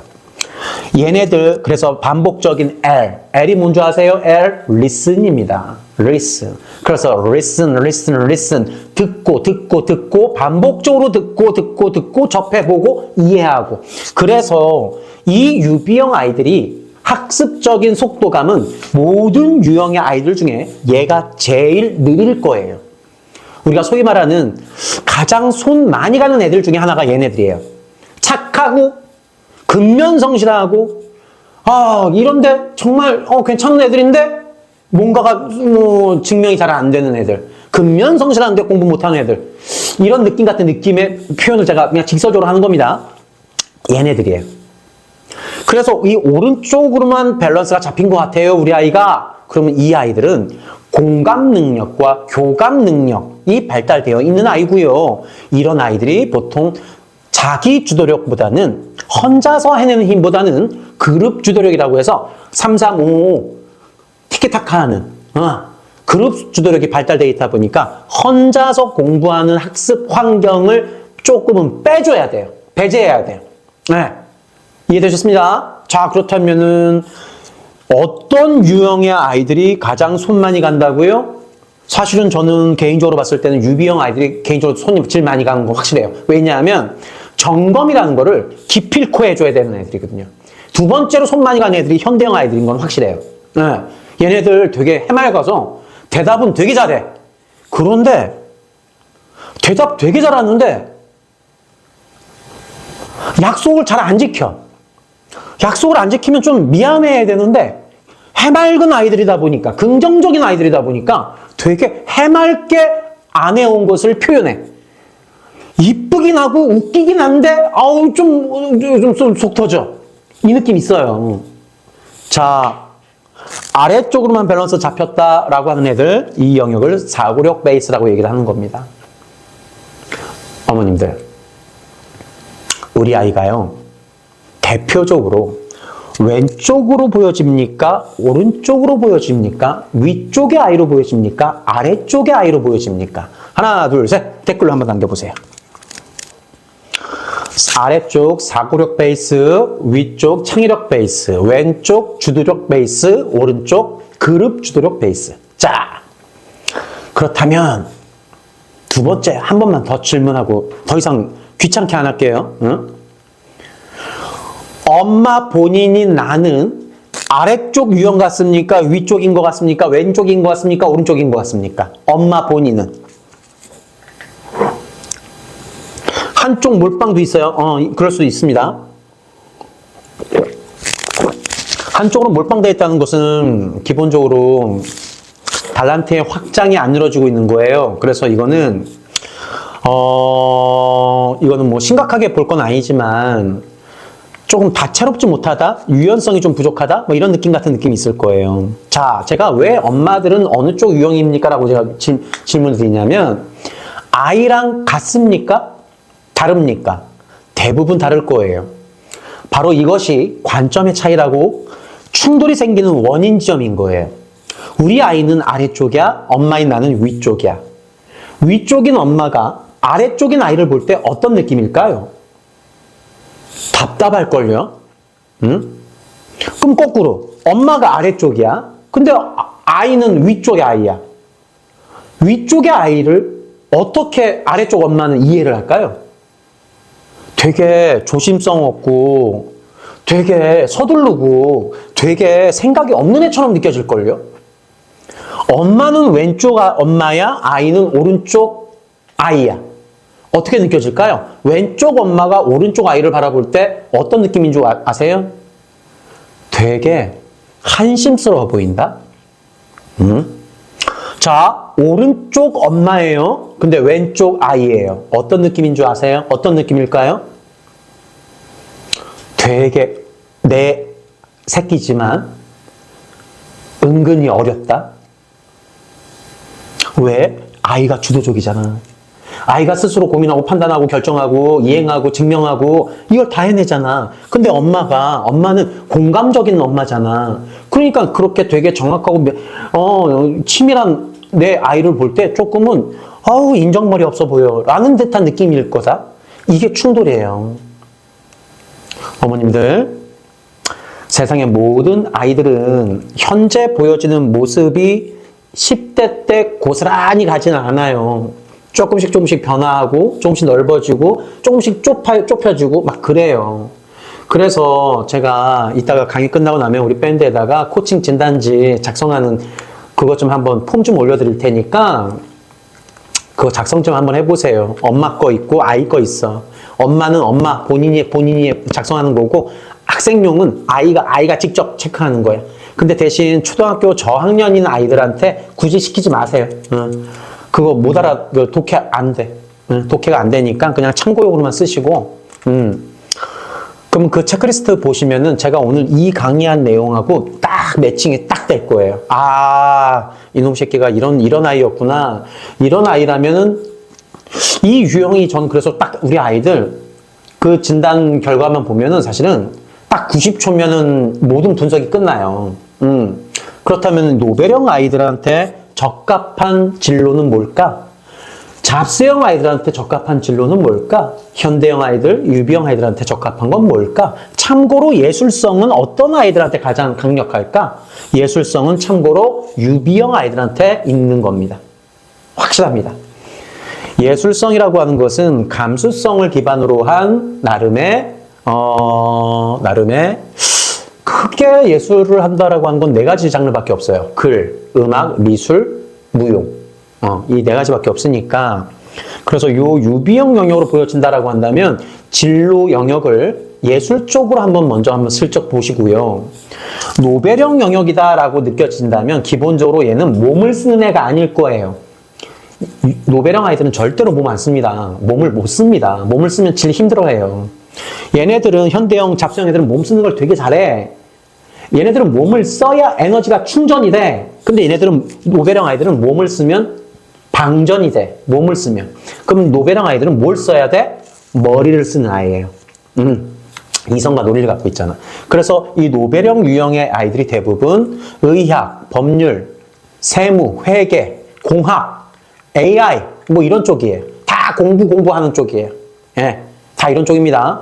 우리 잡스잡스하는 애들이 보통 정치, 경제, 경영, 전략 뭐 이런 쪽이에요.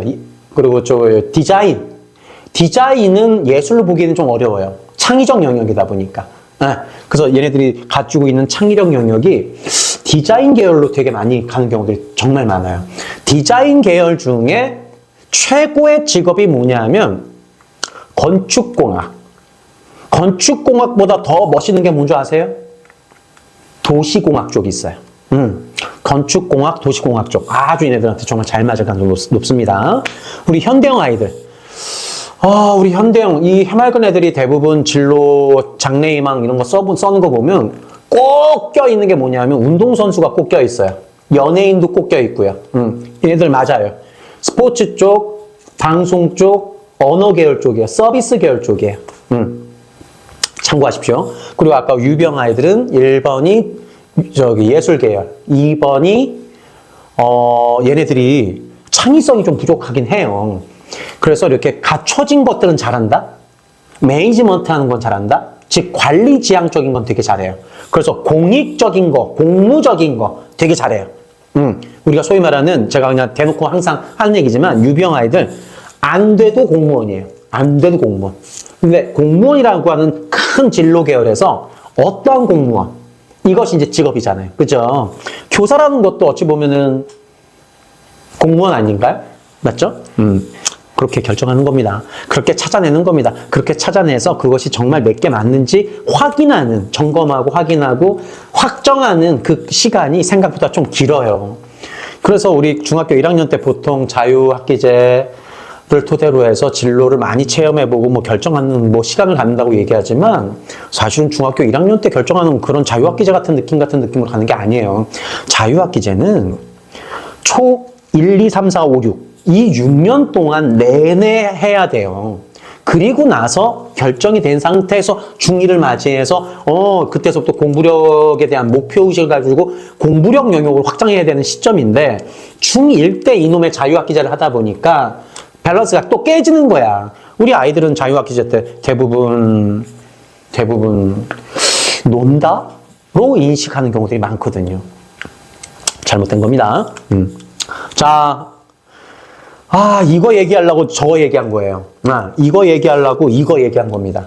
이거를 인식을 하고 있어야 우리 아이들이 왜 공부를 못하거나 안 하는 그 세 가지 이유를, 원인을 얘기를 해드릴 거예요. 자, 보세요. 원인 딱 세 가지만 얘기해 드릴게. 300가지가 있지만. 자, 첫 번째 원인은요, 목표 부재. 아까 좀 전에 우리 항상 제가 누누이 강조했던 거 이제 기억하시죠? 목표가 없으면 무슨 현상? 집중이 떨어진다고. 그래서 어떤 현상? 집중력 저하 현상이 보여진다고. 이 집중력 저하 현상을 어떻게 대응해야 된다고? 자, 노벨형 아이들은 이성과 논리적인 아이라 그랬잖아. 저기 잡스형 아이들은 경험, 체험적인 감성을 갖고 있다 그랬잖아. 저기 현대형 아이들은 언어적, 관계적 감성을 갖고 있다 그랬잖아. 우리 저기 유병 아이들 인지, 반복적인 어떤 감성을 갖고 있다 그랬잖아. 대응을 어떻게 된다고? 그래서 노벨형 아이들은 활자 총량을 높여야 된다고. 얘는 공부머리가 타고난 아이인데 공부를 못하고 있거나 안 하고 있다면 이거는 활자와 정보를 인식하는 시간이 점점 줄어들고 있어서 오는 현상이야. 그래서 책 읽는 시간 늘려놔야 된다고, 다시. 활자 총량 늘려야 됩니다. 우리 잡스형 아이들은 체험 총량 조금은 더 많은 다채로운 경험들을 하는 것이 정말 좋을 거예요. 확실할 겁니다. 우리 현대형 아이들은 관계 총량 계속 늘려놓는 게 좋아요. 자, 그런데 여기서 관계라고 하는 것은요. 관계라고 하는 것은 세 가지 영역에서 봐야 돼요. 첫 번째는 부모와의 관계, 두 번째는 교사와의 관계, 세 번째는 친구와의 관계예요. 자, 어떤 관계가 제일 중요하냐? 어떤 것이 덜 중요한 게 없어요. 다 중요해요. 일단 부모와의 관계가 안 좋으면 모든 밸런스는 다 깨져요. 여러분들, 문제 있는 아이들이라고 정의된 세상의 모든 문제 아들, 낙인된 딱 그 아이들을 다 들여다보면 99.99%가 타고난 못됨과 못남을 갖고 있어서가 아니에요. 환경의 문제예요. 대부분 그 환경이 뭐냐? 부모와의 환경이에요. 부모가 못돼 처먹은 부모들이 대부분이어서 생기는 문제예요. 정말입니다. 이거 우리 어른들 이거 반박하지 마세요. 이거 진짜 팩트니까. 응? 우리 아이가 좀 삐딱해. 문제야라고 찍혔어. 그러면 이거 분명컨대 부모의 문제. 부모의 문제, 어떤 문제가 있을까? 아유, 이것도 한 300가지 이상 이유가 있어요. 뭐 그 얘기까지 하려면 좀 기니까. 자, 근데 여기서 관계 총량을 늘리라고 하는 이유는 부모의 관계는 기본적으로 여러분들이 알아서 잘 해주셔야 돼. 그런데 교사와의 관계와 친구와의 관계만큼은 우리 엄마들이 조금 관여는 해주긴 했으면 좋겠어. 자, 그럼 교사와의 관계는 어떻게 잡아야 가장 좋은 밸런스가 잡힐까요? 다른 거 없습니다. 우리 선생님들과 우리 아이가 소통이 잘 되는지를 이거 하나만 바라보세요. 이것만 체크해 보세요. 우리 선생님들과 교사들과 우리 아이가 공감을 하고 있나? 교감을 나누고 있나? 소통을 잘 하고 있나? 요거만 보세요. 그러면 못하는 교과목도 잘할 수밖에 없어요. 확실합니다. 좋은 교사란 소통을 잘하고 있는, 잘 되고 있는 교사를 의미해요. 확실합니다. 요거에 좀 주안점을 두시고, 세 번째, 이 친구들 관계는요. 이건 좀 제가 할 얘기가 좀 많긴 한데,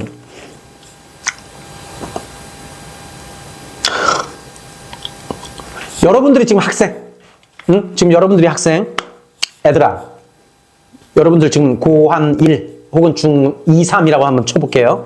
여러분들 중2 3,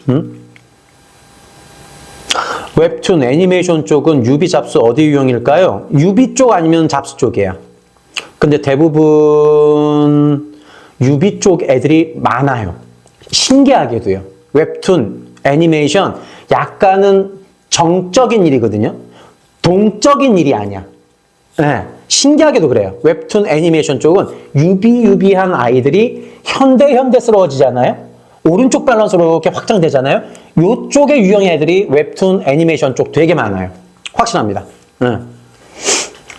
무슨 얘기하다가 끝났죠? 무슨 얘기했죠? 좀 전에? 중2, 3. 제가 질문 하나 드립니다. 애들아, 지금 너희들 베프 몇 명 있어? 댓글 안 써도 돼요?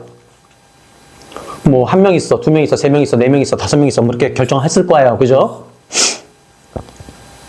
그 친구들 총 인원에 대해서 너가 베프지만 되게 멋있다 라고 인지하고 인식하는 친구들 1등서부터 꼴등까지 매길 수 있니?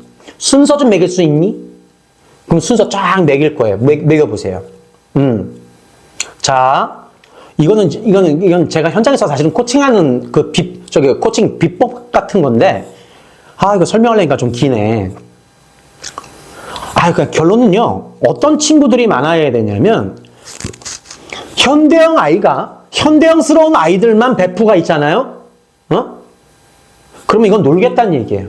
그러면 관계력이 안 좋은 거예요. 친구 숫자는 많은데 관계력이 안 좋은 거야. 그냥 우리끼리 하는 얘기입니다. 그냥 고만고만한 애들끼리 그냥 쳐놀고 있는 거예요. 성격은 좋고 노는 거 좋아하는데 더 이상의 발전 가능성이 안 보이는 거예요. 그런데 베프들이 잡스형 아이들도 있고 유비형 아이들도 있고 현대형 아이들도 있고 노벨형 아이들도 이렇게 다채롭게 있잖아요. 그러면 이 아이는 지금 사람들 관계력에서 특히나 친구들 관계에서 경쟁의식이라는 걸 느끼고 있을 가능성이 높아요. 이거 확실합니다. 그래서 관계력이 좁다라고 하는 것은 베프 숫자가 작다가 아니라 폭넓지가 않다라고 이제 코칭학적 관점에서는 저는 이렇게 표현하는 거예요. 그래서 친구들을 보면 다 본인 같은 애들, 자기 같은 애들만 있다라고 한다면 이거는 문제가 있는 거고요.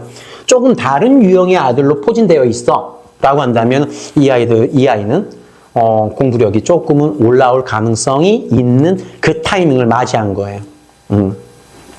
그래서 저 아이들, 현대형 아이들 집에 가다 놓고 공부시키면 된다, 안 된다? 무조건 안 된다. 우리 유비형 아이들은 반복은 해줘야 돼요. 네, 반복은 해줘야 돼. 점검은 해줘야 돼. 확인은 해줘야 돼. 여러분들 유비형 아이들이 손 많이 간다고 제가 분명히 지정했습니다. 정의 내렸습니다. 뭔가를 시켜놓고 나 몰라라 하지 마세요. 확인해 하십시오. 확인하고 점검하셔야 됩니다. 이 과정 꼭 기필코 필수적으로 하셔야 됩니다. 자, 두 번째 원인 문해력 부족이에요. 문해력이라고 하는 것은 EBS에서는 문장 해석력이라고 보통 표현을 해요. 근데 코칭학적 관점에서는 문해력이란 문장 해석력이 아니라 문제 해결 능력이에요. 문제를 해결하기 위한 이 능력은요, 4가지 영역으로, 섹션으로 나눠져요. 독서력, 독해력, 어휘력, 표현력. 우리 아이의 독서력은 어떻습니까? 이 독서력으로 인해서 우리 아이의 독해력이 보여질 겁니다. 부분적 독해력만 보이느냐, 확장적 독해력이 보이느냐, 전반적으로 독해력이 안 보이느냐. 보통 이렇게 구분이 되지 않겠어요? 그러면 이 독해력으로 인해서 어휘력 부분을 어느 쪽 어휘력을 확장시켜야 되나에 대한 기준이 잡히겠네. 뭐 물론 여러분들은 지금 제 얘기 이해는 되지만 어떠한 순서로 어떠한 어휘를 확장시켜야 되는지 그 순서에 대한 타이밍 이런 걸 좀 캐치는 못하겠죠. 그러니까 이거는 이해만 하시라고. 그러면 이 독서력 토대로 독해력 확장, 독해력 확장을 토대로 어휘력 확장까지 간다면 마지막 파이널은 4번째 표현력이에요. 여러분들 아까 우리 사고력이 좋은 아이들 있고 위쪽에 있는 아이들 창의력이 좋은 아이들이 있습니다. 신기하게도 사고력이 좋은 애들은 생각하는 힘이 발달되어 있기 때문에 말하는 것보다 글로 정리하는 게 편해할 거예요. 그런데 창의력이 발달되어 있는 애들은요, 글로 정리하는 거 정말이지 힘들어할 거예요. 그래서 말로 표현하는 걸 선호할 거예요. 자, 구술이냐 논술이냐로 나눠졌네. 여러분들 구술이 중요합니까? 논술이 더 중요합니까? 둘 다 중요합니다. 표현력의 시대가 이제 도래가 됐다고 제가 항상 강조합니다.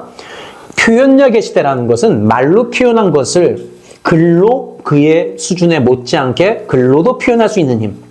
글로 표현한 것을 말로도 세련되게 표현하는 힘. 이 2가지 밸런스예요. 네. 그래서 논술과 구술, 구술과 논술은 앞으로 우리 2025학년도서부터 시행되는 고교학점제에서 그리고 중학교 과정과 고등학교 전반적인 과정에서 각종 수행평가, 이 아이의 학업 역량을 평가하는 기준안이 대부분 이제 수행평가의 평가 기준 안으로 보통 이제 성취도가 평가가 될 거예요. 대부분 글이에요. 하지만 말로도 표현하는 것들이 수행평가가 생각보다 많아졌어요. 여러분들 그래서 수행평가들에 대한 각 교과별 수행평가들에 대한 난이도 혹은 수준, 평가 기준 안에 어떤 그런 기준 정립 기준 이런 것들이 많이 고강도로 올라가다 보니까 그래서 2025학년도 고교학점제가 시행되는 내년서부터 그래서 무슨 학교가 유망하다라고 이제 보통들 인지가 되어 있는 줄 아세요? 그래서 수행평가 부분을 조금 더 수준을 그레이드, 레벨을 높여놓고 있는 특목고가 활성화가 되겠구나, 열풍이 나겠구나, 이렇게 얘기하는 거예요. 그런데 신기하게도요, 영재고나 국재고나, 특히나 영재고, 국재고, 과고, 외고, 자사고, 이 중에서 사실은 외고가 조금은 떨어져요. 네, 수행평가 수준이 조금 떨어지더라고. 그런데, 국제고하고 영재고는, 과학고까지는 수행평가 수준이요. 일반고 애들이 따라갈 수 없는 정도의 수준이에요.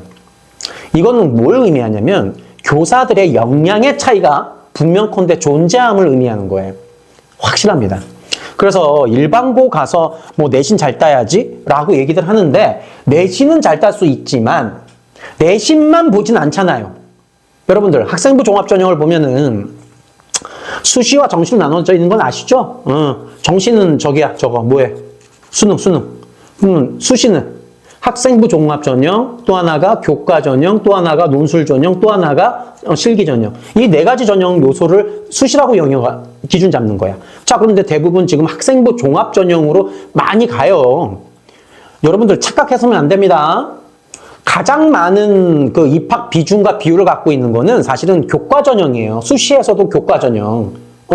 그런데 전국에 196개 대학이 있거든. 196개 대학에서 전체적으로 봤을 때는 가장 많이 뽑는 비율이 사실은 교과 전형인 건 사실이에요. 그럼 말 그대로 교과를 보겠대. 그런데 여기다 뭘 보는 거죠? 교과를 보는데 수능 최저를 보는 거야. 그럼 내신도 잡아야 되고 모의고사 대비도 해야 되는 거야. 사람 잡는 전형이에요, 이게. 그런데 우리가 소위 말하는 최상위권 10개 대학, 20개 대학을 보면요. 교과 전형을 거의 안 뽑아요. 교과 전형은 거의 안 뽑아요. 진짜로요. 가장 많이 뽑는 인원이 학생부 종합전형이에요. 학생부 종합전형. 그럼 학생부 종합전형에서 뭘 보겠다는 거야? 내신 보겠다는 거야? 그리고 또 뭘 봐? 생기부 보겠다는 거야. 생기부를 자세히 들여다보겠다는 거야. 너 꿈이 뭐니? 아, 네가 그래서 이런 탐구를 했구나. 너가 그래서 이 정도 수준까지 연구를 했구나. 그래서 특목고 다니는 애기들이 대부분 학생부 종합전형으로 대부분 학교 가는 거예요. 아, 특목고 애기들 중에서요. 공부 못하는 애들이나 진로가 없거나 성적이 내신 성적이 잘 안 나오는 애들이나 모의고사 준비해서 수능으로 정시로 가는 거지. 특목고 대부분의 아이들은 그래서 학생부 종합전형으로 가는 거예요.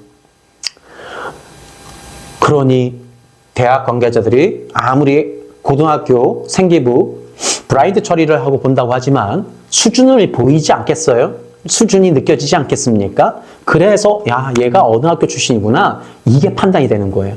그래서 특목고에서 2등급, 3등급, 4등급 나오더라도 서울대, 연대, 고대 정도는 가는 이유가 바로 그런 이유였던 거예요. 아, 그래서 일반고를 가면 무조건 유리하다, 불리하다 뭐 이런 건 아니죠. 일반고를 가더라도 그의 수준에 합당한 나만의 탐구, 나만의 연구 활동은 할 수 있는 로드맵을 잡는다면 일반고 가는 것도 또 하나의 유리한 전략일 수도 있습니다. 참고하십시오. 자, 문해력이라는 거 이해되셨습니다. 독서력, 독해력, 어휘력, 표현력. 이 네 가지 밸런스를 어떻게 잡지? 아, 이거 설명하려면 또 저랑 한 4시간 정도 공부해야 돼요.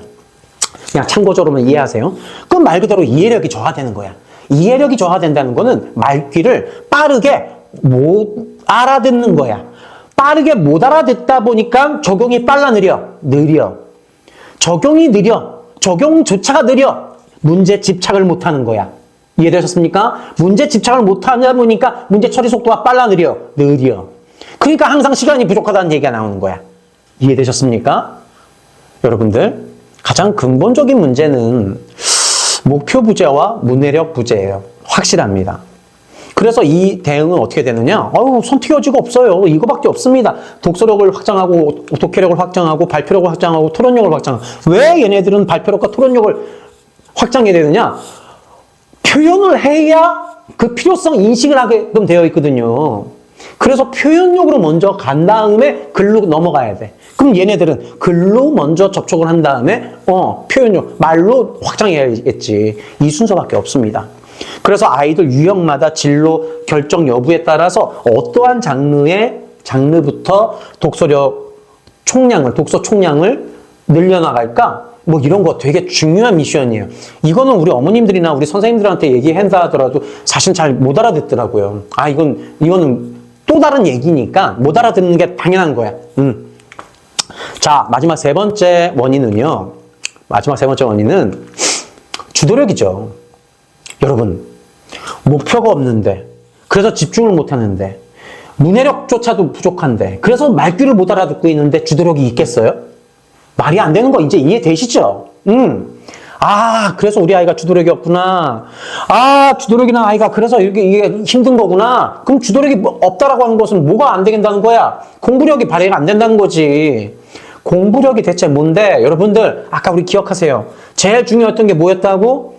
노는 시간과 놀지 않는 시간. 놀지 않는 시간은 나는 공부를 할 거야. 공부를 어떻게 할 거야? 라고 하는 계획이야. 계획을 어떻게 이행할까? 이거야. 그러면 계획이라고 하는 것은 스케줄을 의미하는 거야.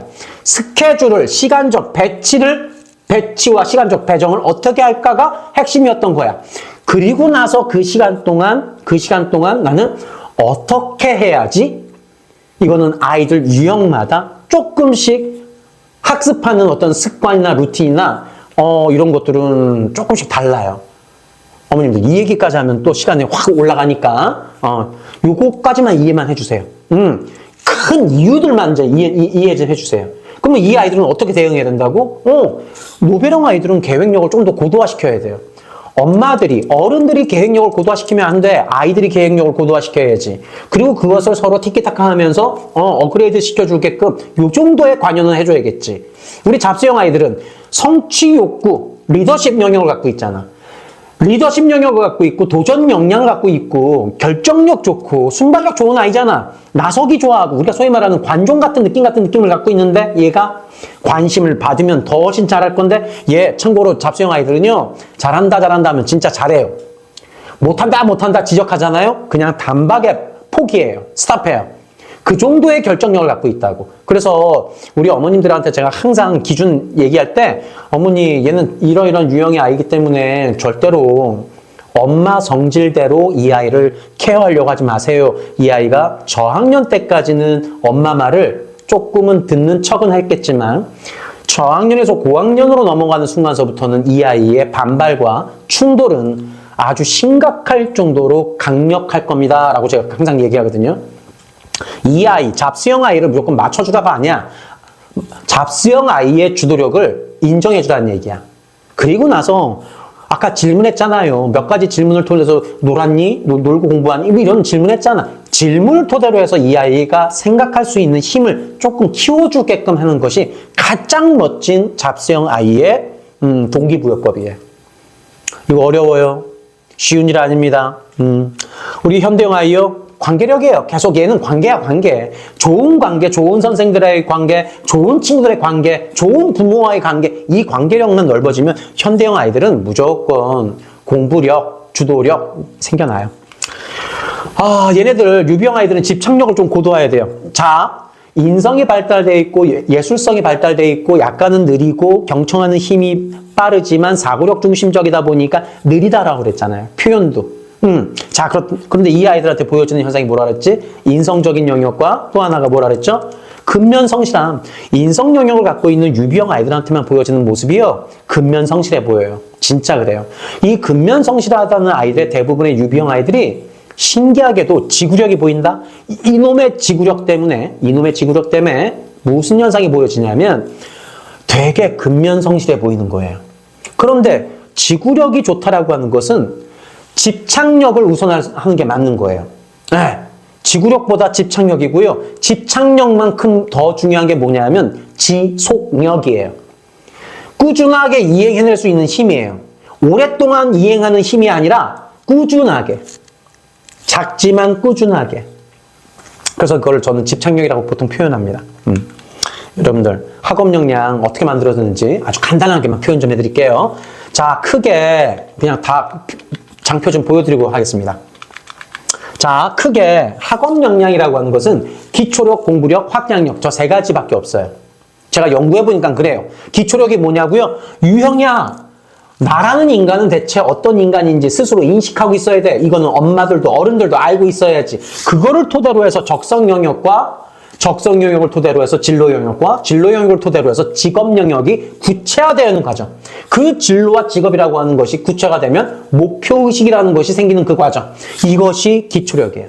이것이 없으면, 목표가 없으면 없다는 것은 결국엔 거꾸로 진로가 없는 거야. 직업이 없는 거야. 적성이 뭔지를 모르는 거야. 나라는 아이가 대체 뭐 어떤 장점을 갖고 있는지도 잘 모르는 거야. 그러니까 목표의식이 없는데 집중력이라는 것이 발휘가 될까? 몰입이라는 것이 생길까? 안 생겨. 확실하게 안 생겨. 그래서 문해력 영역이라도 만들어줘야 돼. 만약에 집중력이 부족하면 문해력이라도 있어야 돼. 근데 문해력이 뭐야? 독서력이야. 두 번째가 뭐야?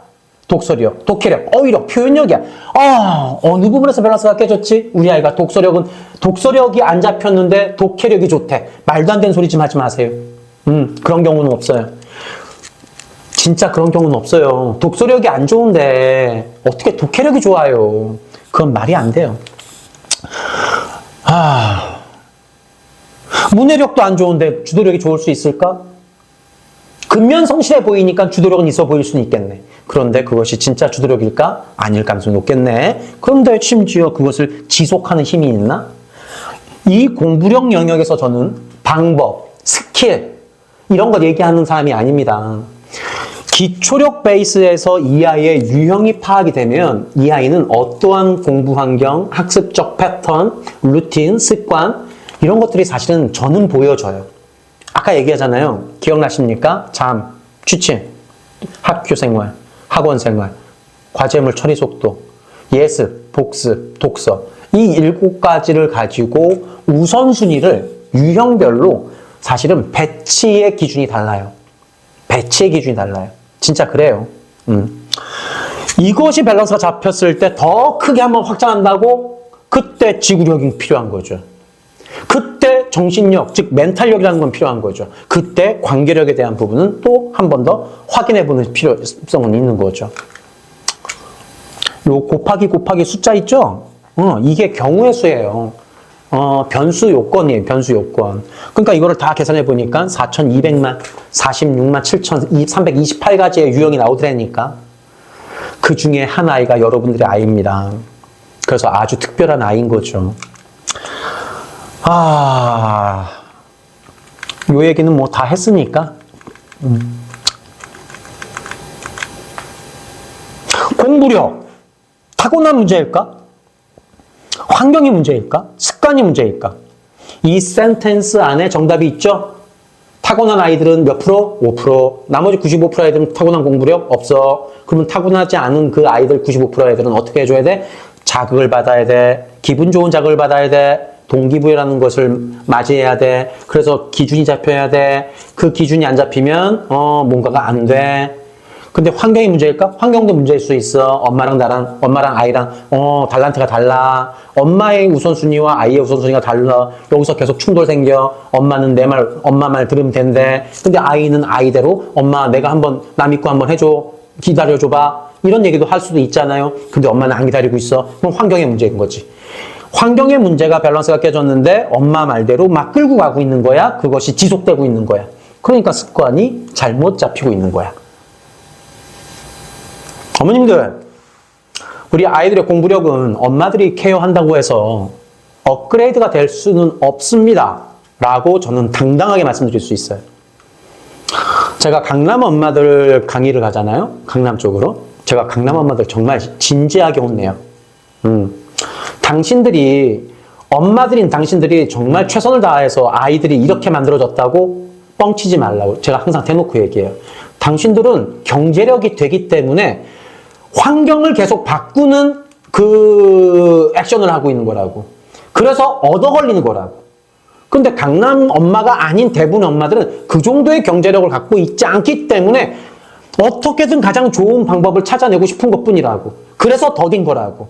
그래서 여러분들, 강남 엄마들인 여러분들이 항상 위에 있는 것처럼 느껴지는 것뿐이라고. 그리고 중요한 거는 그렇게 해서 성공했던 케이스 몇 명 때문에 그것이 대표적인 롤모델이 만들어진 거라고. 강남 엄마들, 대부분의 엄마들이 지금 다 만족하고 계십니까? 라고 물어보면 다들 불만스러워 하죠. 그래서 제 강의는, 제 교육은 사실은 생활 수준이 좀 높은 지역의 엄마들이 제 강의를 상당히 이해를 잘해요. 진짜예요. 신기하게도 뭔가 주도적으로 해봤던 엄마들이 제 얘기를 정말 이해를 잘해요. 똑같아요. 엄마들도 주도력이 부족하잖아요. 제 얘기 지금 한 개도 안 들릴 거예요. 듣긴 듣죠. 보이긴 보이겠죠. 근데 이해가 안 되고 있잖아요. 제가 어렵게 표현하고 있나요? 아우, 저보다 더 쉽게 표현하고 있는 사람 있으면 나오라 그래. 진짜로. 이거는 제 문제가 아니야. 저는 정말 이 어려운 얘기를요, 정말 쉽게 전달하는 사람이에요. 저보다 더 쉽게 전달하는 사람 없어요. 그래서 어머님들, 공부력에 관련된 문제는 전문가들한테 맡기는 게 맞습니다. 공부를 가지고 여러분들이 아무리 애를 쓴다 하더라도 안 돼요. 진심으로 안 돼. 여러분들이 관여한다고 해서 되는 게 아니에요. 되는 영역이 아니야. 이 복잡 다양한 로드맵을 갖고 있는데 그걸 어떻게 하나하나 캐치를 합니까? 그걸 우리가 배워본 적이 없거든. 그러니까 선수들한테 그냥 맡기세요. 아셨죠? 습관과 루틴 얘기까지만 하고 끝내보도록 하겠습니다. 네, 습관이라고 하는 것은 기분 좋은 자극과 기분 나쁜 자극으로 나눠지죠. 기분 좋은 자극과 기분 나쁜 자극. 기분 나쁜 자극을 받으면 인식이라는 걸, 기분 좋은 자극이든 기분 나쁜 자극이든 인식이라는 걸 하긴 해. 인식한 다음에 마음을 먹어 안 먹어? 기분 좋은 자극은 인식 후에 마음을 먹지만 기분 나쁜 인식은 마음을 못 먹는 거야. 여러분들, 그래서 지적하고 혼내고 화내고 막 이런 거 자극은 되지만 사실은 마음을 못 먹어요. 진짜 그래요. 그러니까 여러분들 자극을 줄 땐 그냥 이것만 기억하세요. 그냥 가장 기본적인 거. 선 칭찬 후 지적. 따라해 보세요. 선 칭찬 후 지적. 이 순서를 꼭 지키세요. 아이들한테나, 이거는 사실은 우리 사회생활 할 때도 사실은 이게 기준이, 이런 기준으로 하게 되면 사회생활 되게 잘해요. 선, 칭찬, 후, 지적. 근데 대부분 선 지적, 후 칭찬한다? 지적받고 나서, 근데 너 이런 거 되게 좋아하고 이런 거 잘하잖아. 그거 안 들려요. 먼저 선 칭찬, 후 지적하는 게, 그게 들린답니다. 그게 그나마 기분 좋은 자극으로 인식되고 마음을 먹게 됩니다. 마음을 먹으면 결심이라는 걸 하는 거예요. 여러분들, 엄마 나 마음 먹었어. 하든가요? 하든가요? 잘 안 하죠. 결심까지 못해서 그래요. 마음을 먹는다와 결심이 사실은 좀 달라요. 마음은 정적인 거잖아. 결심은 정적이긴 한데 조금 더 고도화된 계획 직전의 단계잖아. 맞죠? 그래서 결심과 계획이 한 세트처럼 움직여져요. 그래서 결심을 했어 라고 한다면 사실은 계획까지 했어. 그래서 이행까지 갈 가능성이 높은 거야. 그런데 결심이 마음까지 먹었어 라고 한다면 이 부분은 조금은 오케이, 동기부여는 받은 것 같긴 해. 근데 이제 그 다음 액션 플랜들이 잘 안 나오는 거죠. 그래서 이 전반적인 과정을 주도력이라고 얘기는 하지만 이것을 인식하고 하는 행위들은 루틴인 거야. 근데 인식을 못하고 하잖아요? 이건 루틴일까 루틴이 아닐까? 인식을 못하는 상태에서 하면은 사실은 그건 루틴이 아니에요. 그냥 그건 훈련이라고 얘기하는 거지. 그런데 보세요. 자극을 안 받아도, 인식을 못 받아도, 마음을 안 먹어도 곧바로 결심과 계획과 이행이 되는 아이들이 있다? 이것을 우리가 보통 습관이라고 얘기한다? 맞죠? 나도 모르게 스며든 거야. 동기부여가 빠진 상태야. 여러분들, 동기부여 영역을 되게 많이 언급을 해주고, 푸시를 해주고, 어프로치를 해야만 하는 아이들 생각보다 너무 힘들어요. 솔직히요. 현장에서. 지금 마음도 안 먹고 있는 상태인데 지금 뭐 결심하래, 계획하래, 이행하래 안 되거든. 이 주도력이 안 나오거든. 그래서 동기부여 영역을 되게, 그래서 요거 자극, 인식, 마음을 먹는다. 요거 동기부여 영역이에요. 동기부여 영역. 자, 이 동기부여 영역 중에서 제가 현장에서 가장 공포스러운 아이들이 사실 두 가지 케이스가 있어요. 네, 두 가지 케이스가. 하나는 모르는데 알려고도 하지 않는 애들이 있고요. 하나는 모르니까 알려주는 대로는 함. 이런 애들이 있어요. 자, 어떤 아이들이 더 힘든가요? 여러분들이 선생이야, 교사야. 어떤 애들이 더 힘들어요? 정말 왼쪽 아이 아니에요? 근데 저는 솔직히 둘 다 동일하게 힘들어요. 힘들긴 해요. 모르는데 알려고도 하지 않는다? 이건 뭐야? 이거 완전한 무기력이거든요. 완전한 무기력이야. 무기력은 뭐야? 주도력의 반대말이잖아요. 주도력은 뭐라 그랬어? 스스로 고민한다 그랬잖아. 고민하고 판단한다 그랬잖아. 그리고 결정한다 그랬잖아. 결정한 것을 이행한다 그랬잖아. 계획 세우고 이행한다 그랬잖아. 이게 주도력이잖아. 그러면 이 아이는 고민하지도 않는 거야. 판단하지도 않는 거야. 결심도 없는 거야. 계획도 없는 거야. 그래서 이행도 없는 거야. 이거 완전한 무기력이죠. 이거 정말 진심으로 힘들죠. 이 아이한테 수학 성적은 어쩌고 저쩌고, 영어 성적은 어쩌고 저쩌고 이런 얘기하면 진짜 미치고 환장하고 팔짝 뛰겠어요. 이 아이는 이 아이의 문제는 그게 아닌데. 어머님들, 그래서 저한테 제 강의를 안 접하고 누구 소개로 연락했어요 라고 하면서 저한테 코칭 받는 엄마들 중에서 그냥 제 표현 씁니다. 특히나 강남 엄마들이 저한테 진짜 개인적으로 많이 혼나요. 네. 저 엄마들하고 타협하는 사람 아닙니다. 엄마도 내 새끼니까 소중하죠. 저는요, 이놈, 여러분들의 아이, 자녀들 만나잖아요? 진심으로 내 새끼 같아요. 저 그 정도의 애정은 있는 사람이에요. 그래서 저는 이 아이가 정말 잘 커졌으면 좋겠어요. 잘 성장했으면 좋겠어요. 난 이 바람밖에 없어요.